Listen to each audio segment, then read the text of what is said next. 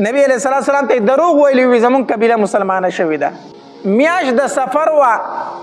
او څه کسان رالو، نبی علیه الصلاة والسلام ته یې وفرمایل وي د الله پاکه پیغمبره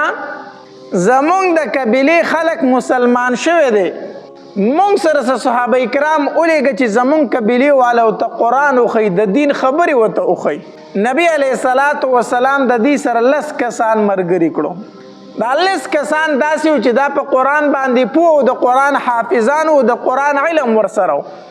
وی تاسو لاړ شئ د دې قبیلې والو ته دین وښیئ، قرآن ورته وښیئ. او د دې 10 کسانو امیر نبی علیه الصلاة والسلام عاصم بن ثابت رضی الله تعالی عنه وګرځو. عاصم رضی الله تعالی عنه ته وفرمایل وی ته د دې 9 کسانو امیر شوې. دوی روانو چې یو ځای ته ورسېدل چې هغې ته مقام د رجیع ویلی شي. رجیع مقام ته چې دوی ورسېدل، دې کسانو غداري وکړه، دا کم کسان چې راغلي وو په دوی پسې. نبی علیه الصلاة والسلام ته دروغ ویلي وي زمونږ قبیله مسلمانه شوې ده. دا 10 کسان یې په دوکه باندې روان کړو. نو چې مقام د رجیع ته ورسېدل نو بنو لحیان قبیلې ته وویل وي موږ درله 10 کسان راوستو، اوس راشئ دا ووجنئ. بنو لحیان قبیلې ته وي هغې 200 کسان پسې راوستو، دا تیراندازو دا 200 کسان دوی رالو. نو عاصم بن ثابت رضی الله تعالی عنه پوه شو چې زموږ سره غداري وشوه، زموږ سره دوکه وشوه. دی بره زر په منډه باندې د خپلو ملګرو سره یو غونډۍ ته غر ته وختو. چې وختو دی بنو لحیان قبیلې والا ورته وی تاسو راکوز شئ ښکته موږ در سره معاهده کو، څه به درته وایو نه، راشئ زموږ پناه حاصله کوئ،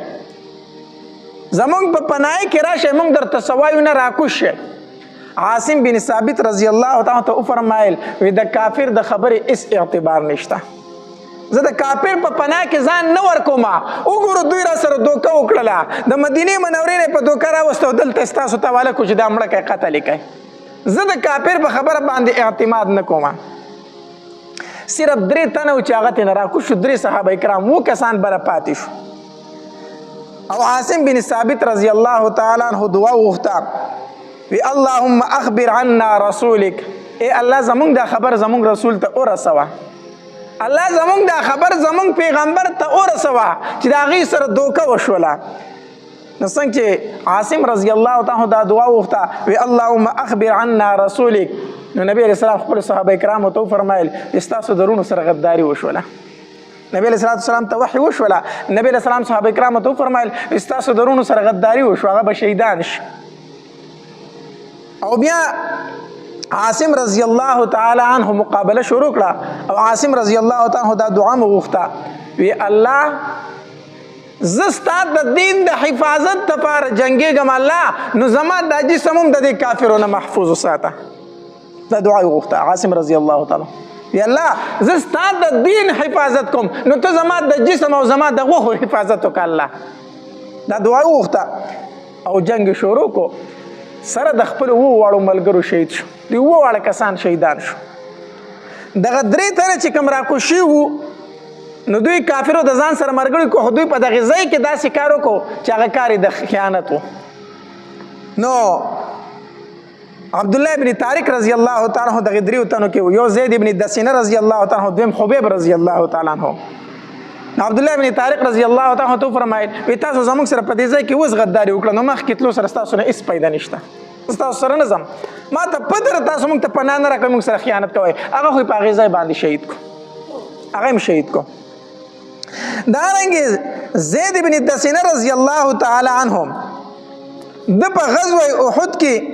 امیه ابن خلف، دا د مکې سردار و که نه امیه ابن خلف، نو د زید ابن دسینه رضی الله تعالی عنه دې مردار کړی و. نو دوی د مکې ته بوستو او د امیه ابن خلف چې کوم زوی مو صفوان د هغه نه نوم و. نو صفوان وی دی په ما را خرڅ کړئ، دا زما د پلار قاتل دی، زه تاسو له پیسې درکوم، په ما یې را خرڅ کړئ چې زه یې ووجنم، د زما پلار وجلی دی.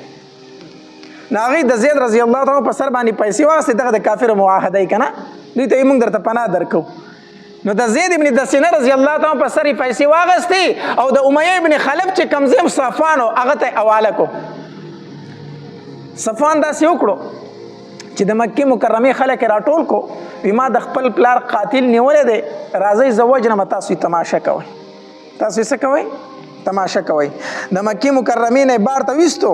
او مقام التنعیم ورته وی هغې ته یې بوستو چې هغې ته یې بوست د مکې خلک ورته ګیر چاپېره ولاړ دی. نو په دغې تماشګیرو کې ابو سفیان هم دی. نو د ابو سفیان زید رضی الله تعالی ته فرمایي وی ای زید ستانه زه په دې ټایم کې یو تپوس کوم ته خو وجلی کېږي تا خو وجني وس خو زه ستانه یو تپوس کوم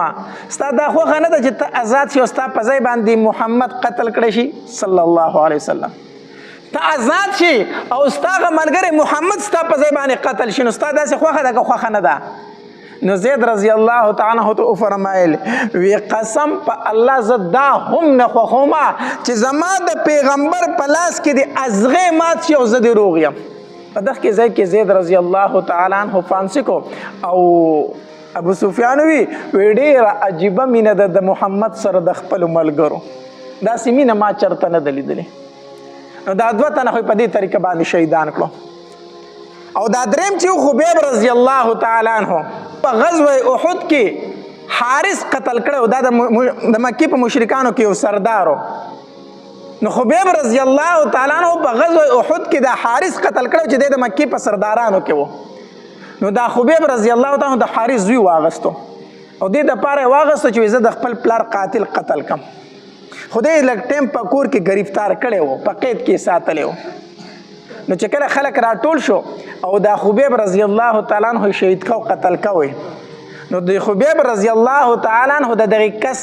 لور ته د حارث چې کوم د وجلې وو دا غ لور ته وی دا غ نوم زینب وی زینب مال یو چاړه راکا چې زړم به خپل صفای وکم نو اسیم را مخ چې ځان صفا کمنو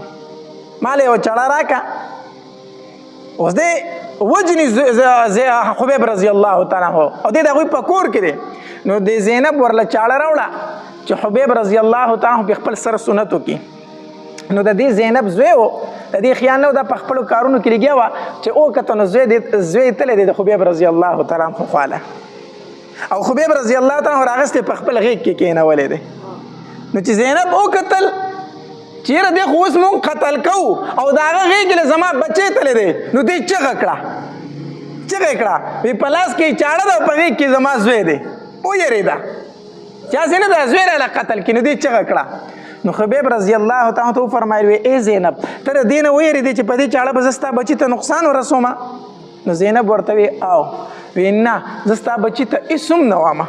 ستا بچی بی ګناه دی هغه ته زه اسم نه وامه راشه خپل بچی دی بوزه. زینب له خپل بچی په غیږ کې ورکو.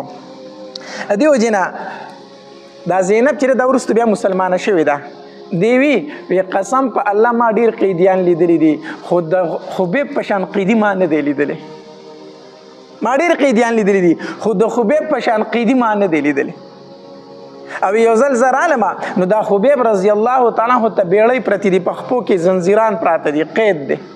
خو د ده سره په لاسو کې د انګورو غونچک دی او د هغې نه دانې شوکۍ خوري وی نه خو داسې څوک چې دلی انګور راوړی وی زمونږ په کور کې او نه دې په خپله تللی شو ځکه په خپو کې زنځیران پراته وو او نه دا موسم د انګورو وو موسم هم د انګورو نه په خپل هم نشو تللی زنځیران ورته پراته وو تړلی خو زمونږ په کور کې هم دله چا ورله انګور نه راوړو خو زه ماته پته ولګېده چې د انګور دله د الله د طرف نه راغلي. نو چې کله دا خبیب رضی الله تعالی عنہ دوی مقام تنعیم ته بوستو د قتل دپاره چې دا خبیب رضی الله تعالی عنہ قتل کی. نو چې کله دې فانسی کو نو د صرف دومره وي ماله لږ غونته کې ټایم راکړې زه پکې 2 رکعاته نفل وکړم ماله به دومره ټایم راکړې زه پکې 2 رکعاته نفل وکړم هغې ورته یې وکړه نو خبیب رضی الله تعالی عنہ 2 رکعاته مونځ وکړو خو ډېر زر وکړو نو چې کله فارغ شو وی قسم په الله دې زړه مې غوښتل چې دا مې د ژوند اخري مونځ دی چې ډېر اوږد وکړم دا مې د ژوند اخري مونځ دی چې د الله سره پکې ډېرې خبرې وکړم ډېر اوږد مونځ وکړم خو د دې خبرې نه یېرېدم چې تاسو به ووایئ چې خبیب د مرګ نه یېرېږي ځکه یې مونځ اوږد کو خبیب د مرګ نه یېرېږي ځکه مونځ اوږد کو وی دا مونځ مې ځکه زر وکړو چې ستاسو په زړه کې دا رانه شي چې خبیب د مرګ نه ویېرېد او چې 2 رکعاته مونځ یې وکړو بیا دعا وکړله وی الله دا ټول راټول کو الله یو تیم پرېمه ده او خبیب رضی الله تعالی دوی په پانسی وخېږي او پانسی کو چې کله خبیب رضی الله تعالی پانسی کو نبی علیه الصلاۃ والسلام د مدینې منورې نه 2 صحابه کرام ولېږل وی لاړ شئ تاسو د خبیب لاش راوړئ تاسو د خبیب لاش راوړی. یو مقداد رضی الله تعالی عنہ ورسره بل صحابي و د خبیب لاش راوړی. دوی چې لاړه کنه نو د خبیب رضی الله تعالی عنہ جسم داسې په پانسۍ کې اوایي ځوړند دی خو غیر چاپیره تنه سلويخ تنم لاستی د حفاظت ته حفاظت لپاره چې څوک رانه اون تختی. دوی موکسي کوله نو یو موکه اومن تل دوی ود شنو دوی غلی لاړو هغه لاش را پرانستو چې را پرانستو لاش را واغستو په دې کې د وطن سترګې وغړې دي لاش نشته لاش زمونږ نه چاوړو دوی یو خوا بل خوا منډې کړې چې منډې کړې دا 2 صحابه کرام په لار باندې لاندې کړو د خبیب رضی الله تعالی عنہ لاش اغسته دي چې لاش اغسته دي هغه گرفتار کړو چې څنګه گرفتار کړو نو هغه د لاش زر پزمکه کې مقداد رضی الله تعالی عنہ د لاش راوغه زر پزمکه کې خود چې کافر رااله د لاش روچته زمکه او چاو د لاندې لاړ خبیب رضی الله تعالی عنہ زمکه پر بند شو بس د کافر لاس له د لاشو ورنه راغی. دارنګ عاصم بن ثابت رضی الله تعالی عنہ درته وی کنه چې کوم د دوی امیر مقرر شوی وو نو د په غزوه احد کې د خزې 2 زامن مردار کړیو د کافرو نو هغه خزې دا ویلی وو وی کو د دې عاصم بن ثابت سر مال چارو زبر لسل او خان په انعام کې ور کومه سل او خان به ول په انعام کې وی د سر به مال راوړی او مال به تشوي او زبر د سر په کنډولې کې شراب سکم ای خزې وی دا یو منښت کړی و چې زما 2 زامن کم سړی قتل کړي زبر داغه د سر په کنډولې کې شراب سکم دا منښت کړی و. نو چې عاصم بن ثابت رضی الله تعالی شهید شو کنه نو د هر یو تن د ارمانو چې دا سر زه دغه خزل اوسم چې سلو خان خو په انعام کې عالم کنه سلو خان پس کې عالم په انعام کې عالم نو چې کافرانو ورالو چې د عاصم بن ثابت رضی الله عنه سر جدا کی نو الله تبارک وتعالى مارته کنه د دعا غوښتي وا وی الله ستاره دین د حفاظت لپاره جنگيګم او زما د جسم سو کا حفاظت وکړه دعا غوښتي وکنه الله تبارک وتعالى د غبین مچ راولېګلی ته د جسم نه داسې ګرچا پیر تاوي دي څوک نشوتله چې داخله لاس ورل دی جسم ته ورنځ کېدنه شو دومره مچ راغلی وي نو دی وی چې شپه د مچ به خوري شي جو مونږ به سربت لري کو ای خزله به وس نو چې د ماخام تیار خورېدل کنه دوی د شپې په انتظارو الله تبارک وتعالى باران کې یو سیلاب راغی هغه جسم د ځان سره وړو هغه لاس چې د عاصم بن ثابت رضی الله عنه هغه د ځان سره وړو د دک شالته نه مراد فاتح شو هغه سلو خان خو زمون په لاس باندې رانلو. الله تبارک وتعالى د خپل اولیاء د جسمونو بیا حفاظت کوي چې کله غوي د الله نه غوښتي وي چې الله زما د جسم حفاظت وکړه د دعا غوښتي الله تبارک وتعالى بیا د غي د جسمونو څخه کوي حفاظت کوي. نو خبیب رضی الله تعالی عنہ فرمایل وی مال دومره ټیم راکړه چې زبکه 2 رکعات سو کما منځ کوم. د دې وجنه علما لیکي و چې کله تا ته پته ده چې مرګ میرانیز دی د مرګ وخت میرانیز دی نو دغه ټایم کې سو کا منځ وکا دغه شانتي واقع د زید ابن حارثه رضی الله تعالی عنہ سره راغلی و. زید ابن حارثه رضی الله تعالی عنہ د طائف ته تللی و نو چې په واپسې سره راتنو سامان وسره و نو یو خچری په کرای باندې اونې وو وې زما کې ته زمانه په باندې د خپل سودا مکه ته ورسمه طالب کرای درکمه غی مالک ورته وی ټیک د مالک ور سره را روان شو چې په لار باندې راتله یو خوشي بیابان تر ورسېدل کنه نو زید ابن حارثه رضی الله تعالی او قتل چې الته ډیر شی مړی پراته دي نو دغه مالک تور راواغستله دغه خچر چې کوم مالکو هغه تور راواغسته چې د زید رضی الله تعالی عنہ سر وای نو زید رضی الله تعالی عنہ په فو شو صرف د سامان د پاره وجه چې دا سامان تی واخلي کمی په خچر چې بار کړي دي د پاره وجه نو چې هغه تور راواغسته نو زید رضی الله تعالی عنہ ورته او فرمایل ایمال ټیم راکړه چې زه صرف 2 رکعات مونږ کوم بیا ما وجنه ستاسو سره تور په لاس کې راځو تش لاسم خامخامي وجني خو دومره ټیم راکړه چې زه 2 رکعات مونږ کوم هغه کس ورته په خندا شو ودا کم چې پراته ټول مونږ نه کړی دي مونږ نه دي بچ کړی زته پکې موکا بتاوري مسخره او بتاوري ټوکه وته وی دا کم چې غیر چا پیر پراته دی نه دی ټول مونږ نه کړی خو مونږ نه دی بچ کړی زته پکې مونږ کا نو زید بن حارثه رضی الله تعالی عنہ 2 رکعات مونږ کو نو چې 2 رکعات مونږ یو کنه الله سی اوچت کړو یا ارحم الراحمین یا ارحم الراحمین دا دعا وغوښته چې دا وی دا اسم اعظم دی ښا دا اسم اعظم دی یا ارحم الراحمین دا دعا وغوښته نو د غیبونه आवाज وشو وی دې قتل نکی نو هغه سړی لږ ویرېدو شاته شو چې دا اواز د کوم طرفه راغی دلته خو څوک شته دی نه او اواز ماته وشو چې دی قتل نه کړي لږ شاته شو خو چې شاته شو بیا اراده د قتل وکړه چې بیا قتل اراده وکړه نو زید رضی الله تعالی بیا د خولې نه ووتل یا ارحم الراحمین نو بیا आवाज وشو وی مه قتلوه دی نو هغه سړی بیا شاته شو چې بیا شاته شو بیا لږ ساعت ولاړ دی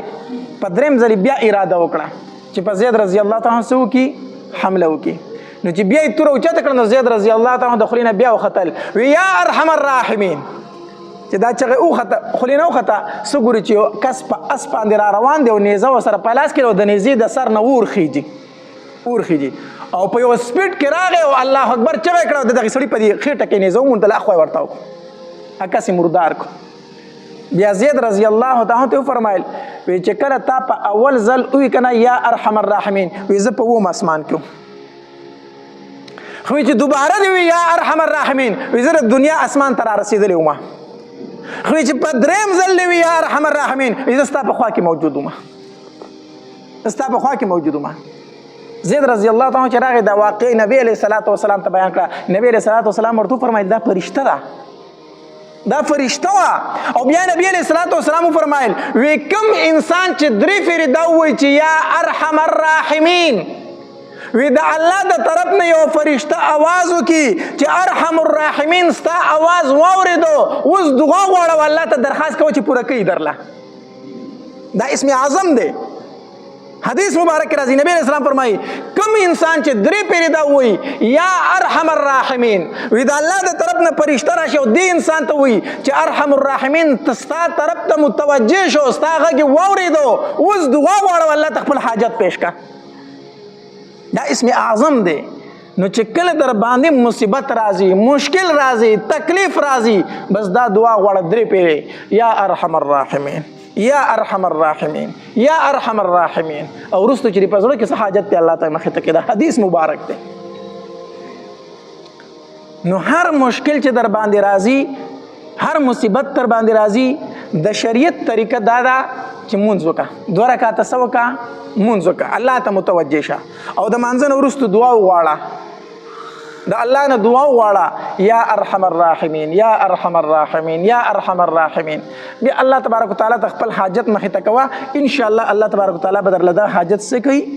پوره کوي حدیث مبارکونه ثابت وظیفه بعضې وظیفې خلکو ځان له جوړ کړي پته هم نه لګي چې دا دوی د کوم ځای نه رالي د کوم ځای نه نه راخلي ختمونو تعداد هم ځان له مقرر کړی دی پته نه لګي چې دا تعداد د دوی د کوم ځای نه راخلي خو بهرحال هغه وظایف کوه چې هغه په قرآن کې موجود دي احادیث مبارکو کې موجود دي د ځان نه ایجاد شوي وظیفو نه ځان ساتل پکار دي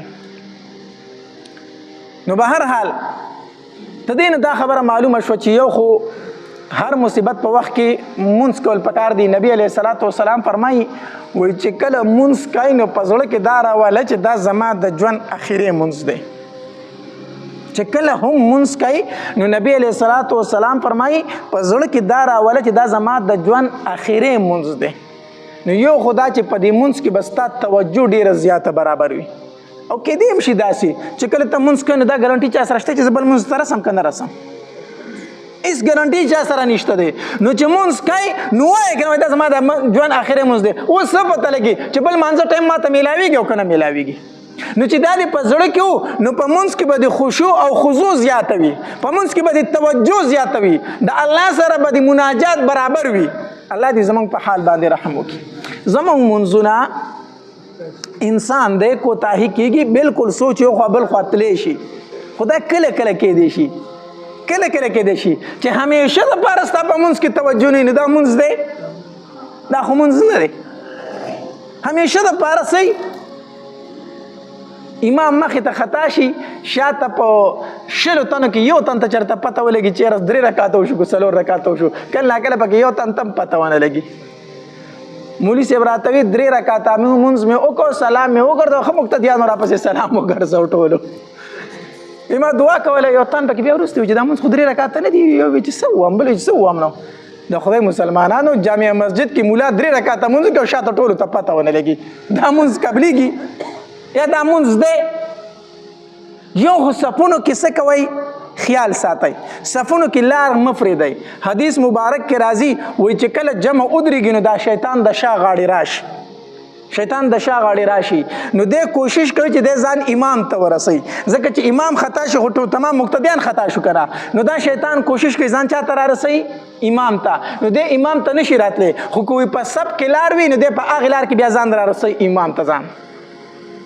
چې کله په صفونو کې لار وي وایي دا شیطان په هغې لار راشي او ځان امام ته راورسوي نو چې ځان امام ته راورسوي نو امام ته وسوسې شروع کړي نه په مونځ کې څه کړي خطا کړي نو چې امام خطا شو نو شاته مقتدیان خطا کېږي که نه خطا کېږي ته دې وجې نه صفونه داسې ساتئ چې په هغې کې لار نه وي چې امام خطا کېږي دا یوازې د امام قصور نه دی دی که د مقتدیانو قصور هم دی ځکه چې شاته صفونه نه برابروي ډېر خلک وایي ما ته په مانځه کې وسوسې راځي د مونځ د وسوسو درته دا طریقه ښیم چې یو کله په مانځه باندې ودرېږي الفاظ په جمع سره دومره وایي چې ته په خپلو غوږونه اوري بل ته نه بل ته به یې نه اورئ بل ته به یې نه اورئ دومره الفاظ ته وایي چې ستا غوږونه یې اوري دومره الله دویم د مانځه معنی ته سوچ کوه